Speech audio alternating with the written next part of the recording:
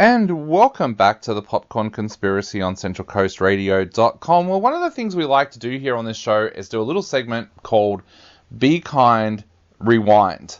And what we do in this segment is when there's a movie coming out and it's got prequels or films that have followed before it, we want to go back and have a look at that movie and kind of bring you up to speed before you go and see the next one.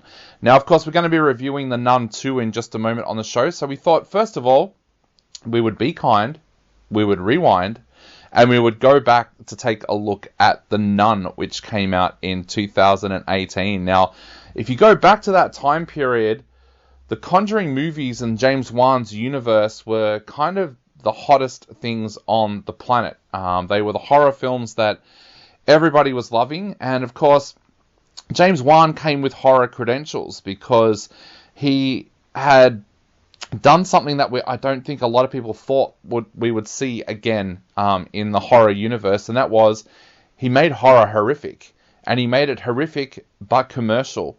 Now, that's where things started to become a little bit questionable for the NUN, because James Wan was one of the writers. He was joined by Gary Doberman, but the film was directed by Corin Hardy. Now, people started to think that because James Wan didn't have full control over this movie, that perhaps this was a little bit of a cash grab.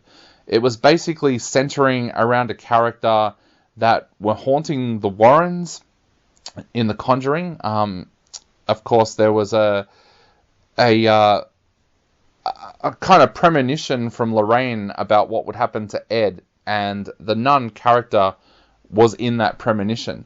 So it did feel like they were clutching at straws making this film, but I have to say, I thought that was pretty cynical. That wasn't something that they were really doing with the franchise. It was, yes, there were spin-offs, there was Annabelle and stuff like that, but everything tied in, and the thing was, James Wan and Lee Winnell at the time were really creating some interesting horror films, but they were all decent films. And I put the NUN in that vein. I put it in the vein of it was a decent film. I think it was very different to what everybody else was expecting from the franchise at that time, because basically the film centered around a priest, Father Burke, played by Demian Bashir, and a nun, played by Taser Farmiga, who are sent to investigate a murder at a convent that was discovered by Frenchie, played by Jonas Blockhart, who found a nun hanged, and they weren't sure if it was a murder or a suicide at the time, so they were sent to try and explore and work out what exactly had happened. Now, I think this film was very different to what people expected it to be. It was very dark, it was very gothic, it was pretty horrific, actually. Going back and watching it just recently, I realized just how horrific the original film was. And while fans of The Conjuring lapped that up, the general public didn't. Now, as we said, we bring you up to speed with what's going on, so this will have spoilers in it, I should warn you. Now, at the end of this film, we were left with a bit of a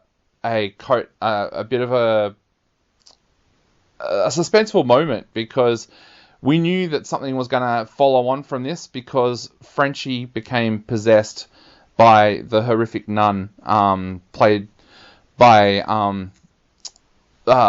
Bonnie, and the surname's just gone out of my head at the moment. What am I doing? Where's my notes? Bonnie Aarons. And because he was possessed, everyone was always saying there was going to be a NUN 2, and here we are in 2023 with the NUN 2. So, look, they thought the NUN was gone. It was a little bit Indiana Jones-like with the way that they went back in this film and used ancient relics to try and destroy this demon. But the demon carried on and got into Frenchie. And that's where we come up to for today with the NUN 2, which we're going to take a look at in just a moment. But yeah, the NUN is out there on a lot of streaming platforms. So if you want to go back and watch it before you check out the NUN 2, go and do that. Look, it's an okay film. It's not full-on big epic kind of stuff. It's more a tamer kind of budget but it's still pretty horrific. I'm actually going to give this one 3 out of 5. Go and check out the Nun before you check out the Nun 2, and we'll be back in just a moment to review the Nun 2.